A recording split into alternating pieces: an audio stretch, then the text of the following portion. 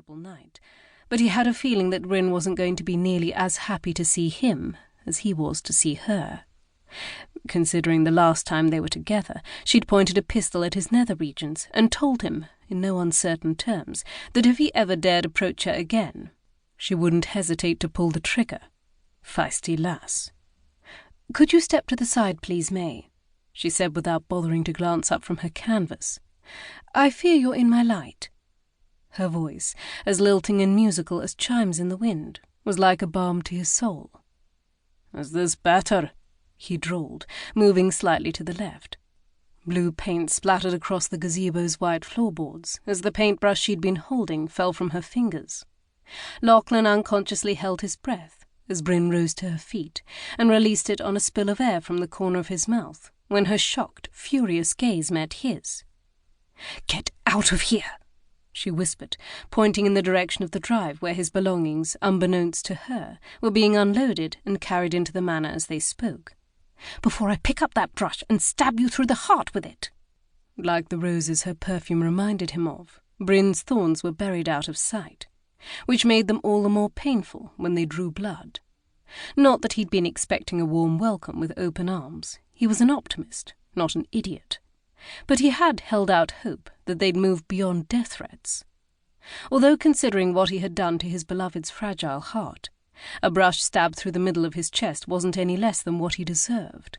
"Now, Bry, my love," he said, with an admonishing cluck of his tongue, "is that any way to greet your husband?"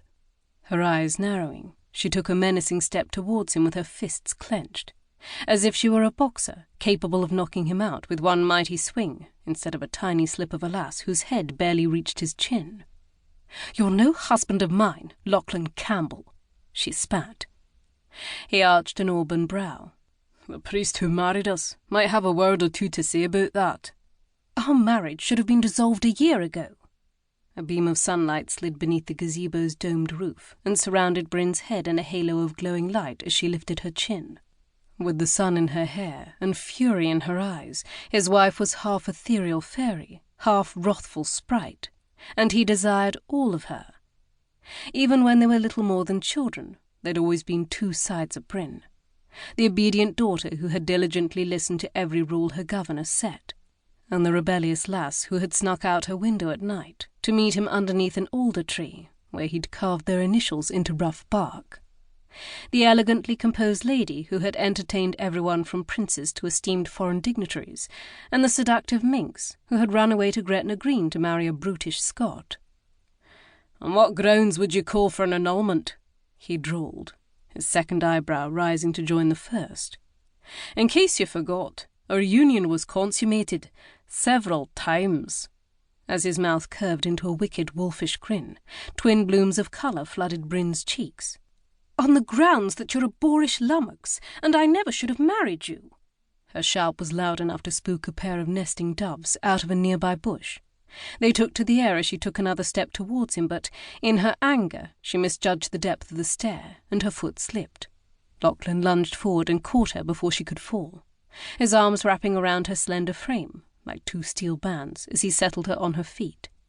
And for an instant, just an instant, she leaned into him, the weight of her head on his chest as light as a feather on the wind. But it was there. He felt it as clearly as he felt the sun on his face and the ground under his legs. Then she made a ball with her hand and drove it into his gut, and he felt that as well. "Bloody hell!" he grunted, letting her slip out of his embrace as he doubled over. "You knocked the wind right out of me, love." Stretching upright, he gazed at her flushed countenance with some amusement. "Have you ever considered stepping into a ring? You could do some serious damage with that right hook." Brynne's hands went to her hips. "Do not call me that. I am not your love." "You were once," he reminded her. "Not so long ago." "A lifetime ago. What are you doing here, Lachlan? What do you want?" It was the first time he'd heard her say his name in a year, and he savoured the sound of it on her lips, as he would the first sip of a vintage Scotch, straight from the oak barrel.